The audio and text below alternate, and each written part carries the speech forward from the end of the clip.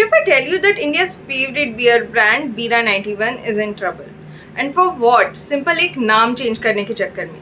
The trouble began when Bira 91's parent company changed its legal name from B9 Private Limited to B9 Beverages Limited.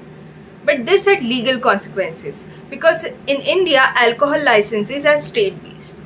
This means that name change made it a new entity in each region. Licensing, label approvals all had to start from scratch with some investment and delays.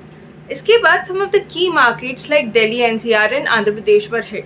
Stock got stuck and about 80 crore worth of beer went unsold. This obviously halted the production. Sales dropped to 6 to 7 million cases, revenue fell by 22% and net losses soared to 748 crore, more than what the company earned the entire year. And inside the office, well, more than 250 employees signed a petition to remove the founder Ankur Jain, citing poor governance and salary delays for up to 6 months. Apparently, more than 500 current and former employees were owed rupees 50 crore by the company. And in the last few years, the employee count has shrunk from 700 to 260. And ये सब देखकर investors were obviously unsettled. BlackRock, which was initially planning to lend rupees 500 crore to the promoter group, they now withdrew.